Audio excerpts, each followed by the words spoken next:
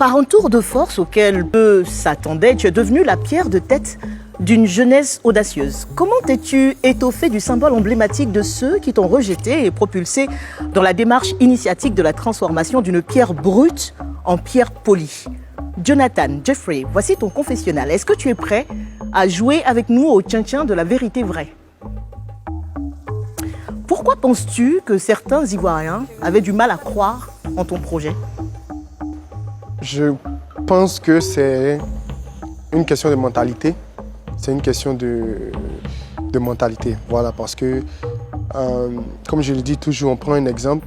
Il y a, si on repart 200 ans, 300 ans dans le passé, on va dire en 1700 ou 1800, si on explique à quelqu'un de 1700 ou 1800 qu'un jour on aura un téléphone avec appel vidéo, Internet et tout ça, ils ne vont pas croire.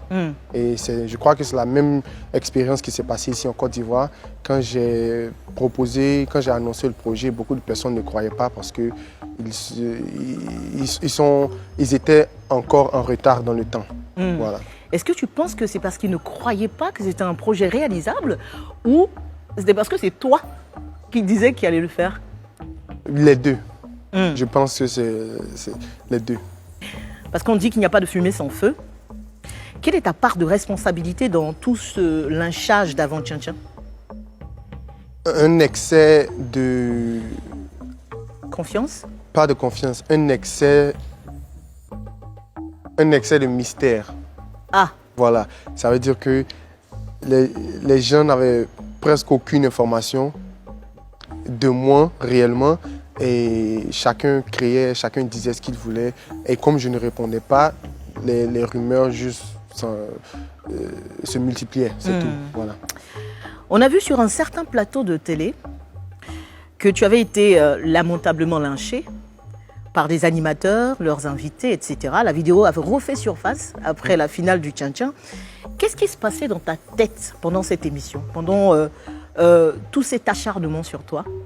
Qu'est-ce que tu te disais quand tu entendais leurs questions? En fait, j'essayais de garder mon calme. Je me disais, ça va aller, il ne reste plus beaucoup de temps pour terminer cette émission. Et parce que j'avais réalisé que j'étais au milieu de beaucoup de personnes qui remplissaient les conditions du retard dans le temps. Voilà. Et voilà. Et qui ne croyaient pas, à la limite même, chacun essayait de positionner des pics. Bon, aussi, je ne savais pas parce que je ne les connaissais pas avant l'émission, donc je ne savais pas s'ils avaient quelque chose contre moi ou pas, mais... Tu as pensé à un moment donné à des attaques personnelles? Non, bon, moi pour ceux qui me connaissent, ils savent que je ne suis pas sentimental du tout. Ça veut dire que j'ai désactivé mes sentiments même. Donc, pour moi, en anglais, on dit... En anglais, aux États-Unis, il y a un proverbe qui dit Sticks and stones can hurt you, but words can never hurt you. D'accord. Ça veut dire que le bois et le caillou, si on prend le caillou et le bois pour me taper, ça peut me blesser. Mais les mots de quelqu'un ou les commentaires de quelqu'un ne peuvent jamais me blesser. Donc, aux États-Unis, on dit aussi fake it until you make it. Exactly. Est-ce que c'était un peu ta philosophie aussi, non? Pas vraiment. Mais on va dire que c'est la philosophie de tout le monde. Même si on veut réussir, il faut se dire déjà qu'on a réussi. Donc, voilà. Et qu'est-ce que tu as envie de dire aujourd'hui, justement, à toutes ces personnes qui n'ont pas cru en toi et surtout à celles qui se sont ouvertement moquées de toi? Je peux citer des noms, hein, L'Homme Saga, Ezozo Tio. Bon, moi, d'abord, je n'ai rien à leur dire parce que je ne suis pas à 100% de mes capacités. Je suis fier du Tien-Tien 2022, mais ce n'est pas le niveau où je voulais emmener le Tien-Tien. C'est pour ça que jusque-là, je n'ai pas encore parlé. Et j'attends après la réalisation du Tien-Tien 2023, parce que là, j'ai au moins 1 an pour préparer le Tien-Tien 2023. Et c'est après la réalisation du Tien-Tien 2023 que je vais m'exprimer. Parce que là, je sais que je serai fier de ce que j'aurais fait. Voilà. Parmi tes détracteurs, un certain Yannick Gourou, donc président du comité interurbain de Tien-Tien, qui t'a traduit en justice. Le procès a eu lieu à 2 jours de la finale au palais de justice de Yopougon. Qu'est-ce qu'il te reprochait? Bon, il me reprochait d'utiliser le mot tchin-tchin pour que ça lui appartient et tout ça. Tu le connaissais avant? Non, je ne le connaissais pas. Donc, ce n'est pas un projet que tu lui as volé? Non, pas du tout. C'est quelque chose que j'ai écrit moi-même à la maison. J'étais même pas ici, je ne vais pas voler le projet de quelqu'un qui est ici. Où en est le procès aujourd'hui? Parce qu'on a vu sur la toile que certains disaient que tu l'avais gagné. On dit non, tu n'as pas encore gagné parce qu'il y a une suite. En fait, moi-même, j'ai appris que j'ai été convoqué sur les réseaux sociaux. Je n'ai pas reçu de lettre, je n'ai pas reçu de convocation, je n'ai rien reçu. Donc, il n'y a pas eu de procès? Je ne me suis pas rendu. Ah. Je suis pas allé. Ça a été fait par J'ai continué, voilà. J'ai continué. Moi, je sais que, bon, si c'est sur les réseaux sociaux qu'on va dire à quelqu'un qu'il y a un procès, donc c'est mieux de faire le procès sur les réseaux sociaux en même temps. Donc, non, je sais que les critiques, les mots de tes sorciers, entre griffes, te glissent sur la peau. Mais est-ce qu'il y a eu une critique ou un commentaire qui t'a blessé quand même quelque part ou qui t'a fait réagir un tout petit peu? Non, jamais. Parce que pour moi, si tu arrives à me blesser, c'est que tu as gagné. C'est ça le plus... Pour moi, la force, c'est mental.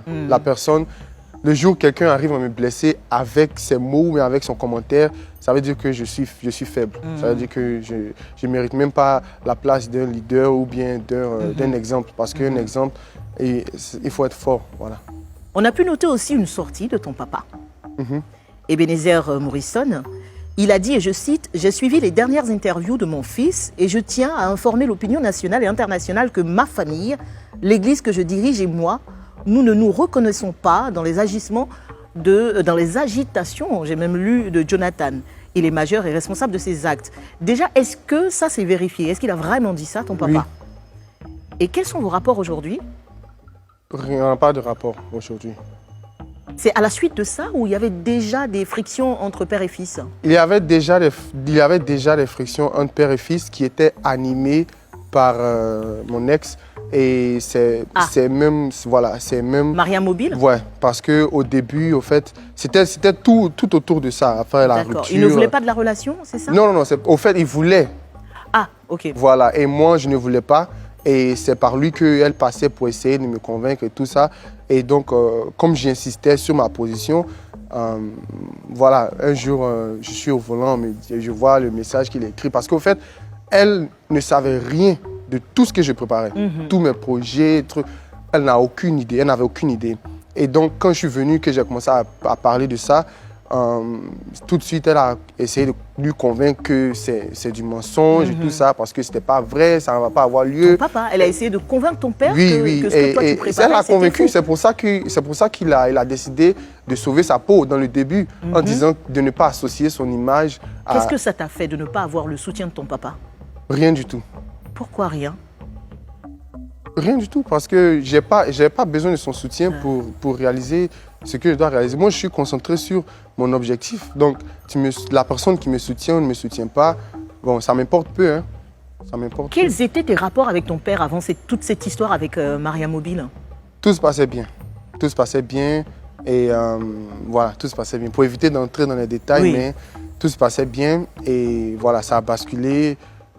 Et c'est devenu pire même parce qu'il a commencé à l'écouter, il faisait des appels. Parce que moi aussi, je me fâchais. En fait, je lui disais d'arrêter de parler avec elle et tout ça parce que c'est plus la même chose. Mais lui continuait parce que à chaque fois aussi, elle le blague. C'est les parents africains, le blague avec quelques petites monnaies. Et comme moi, je suis beaucoup concentré, elle va lui dire que Jonathan est en train de dépenser de l'argent ici. Donc, il y a beaucoup de choses voilà, qui ont monté. Le calme est revenu. On va dire le tchin-tchin s'est très très bien passé. Exactement. En tant que fils, est-ce que tu as fait un pas vers ton père ou est-ce que lui t'a appelé justement pour te féliciter? Non, pas du tout. Et tu n'as pas envie de casser, de crever l'abcès et de parler à ton père? Ah, bon, il a dit de ne pas associer les images, il se retirait. Moi, je le respecte toujours en tant que mon père. Ce qu'il a fait, c'est ça même le plus gros coup que j'ai reçu. D'accord. Parce qu'il y avait des partenaires, j'avais des rendez-vous même le lendemain. Ouais. avec de très gros partenaires qui étaient prêts même à m'accompagner. Et le jour où il a fait le poste, à 1h du matin, que les partenaires nous appellent pour nous dire mais c'est quoi ça? Et ils ont refusé de nous croiser. Voilà. C'est là que vraiment la chute a commencé. Et il y a aussi, tout le monde utilisait ça. À chaque fois qu'on parle, on dit Jonathan c'est un menteur. Même son père a dit ça, même son père a dit ça. Et moi, vraiment, ça me gêne, ça m'a beaucoup gêné. Voilà. Pourquoi c'est fini avec Maria Mobile? Pour, on va dire, un manque de stabilité. Voilà. De la part de qui? Voilà, Toi ou elle? Parce que moi c'est ce que je recherche. Je recherche la stabilité et elle est toujours à l'étape des shows et tout ça, les sorties. Et moi, On a vu dernièrement qu'elle a fait beaucoup d'interviews et qu'elle t'a évoqué. Est-ce qu'elle a tenté de revenir dans ta vie?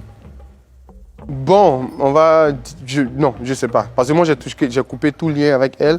La dernière fois, c'était à travers mes parents et j'étais même obligé de couper le lien avec mes parents pour éviter d'entendre même ou d'entendre parler d'elle, tout ça. Parce qu'eux, ils voulaient toujours. Voilà. Et moi, elle n'a pas essayé de revenir directement avec moi, mais à travers les parents. Et ta nouvelle chérie, comment vous vous êtes rencontrés? Elle s'appelle comment? Elle s'appelle... Bon, moi, je ne vais pas rentrer...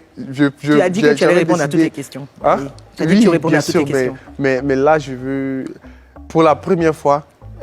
Tu veux rester discret sur cette histoire? Voilà, je veux rester discret sur tout ça. Dis-nous juste, quelle est la plus grande qualité de cette fille qui partage ta vie aujourd'hui?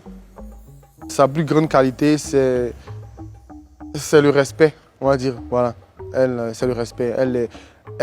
Je sens qu'elle elle est consciente de la chance ou voilà, bon, on va dire de la chance pour ne pas avoir le gros dos. Même moi-même, je dis toujours, j'ai la chance d'être moi-même parce que c'était pas évident. On va dire qu'elle est consciente de la chance qu'elle a d'être avec moi et elle fait tout pour rester dans sa ligne, pour éviter que les choses tournent. Et moi, c'est ce que j'apprécie chez elle. Voilà. Combien t'a coûté le Tchétchène, son organisation aujourd'hui? Tu as déjà fait le point? Non, on n'a pas encore terminé. Mais tu tournes autour de combien?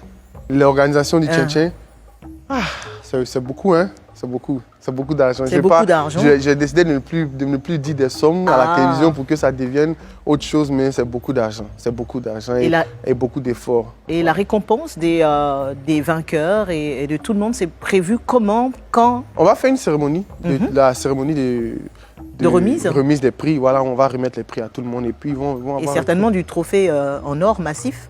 Le trophée en or massif vient. Voilà, déjà, le trophée de cette année, comme j'ai dit là, on n'était pas à 100%. Le Tchétchène a été précipité parce qu'on a eu trop de bâtons dans les roues. D'accord. Et ce qu'on a pu faire, c'est ce qu'on a pu faire. Voilà. Même ce trophée-là, on l'a eu vraiment il y a quelques jours même de l'événement. Mais Adjamé va recevoir ses 40 millions. Hein? Bien sûr, mais présentement, nous sommes en train de confectionner le vrai trophée même. Voilà. Parce que le Tchétchène, c'est vraiment... Un autre level. Bien sûr. Jonathan Morrison, as-tu été totalement sincère dans ce confessionnal? Bien sûr. Of course. Bien sûr. Merci beaucoup.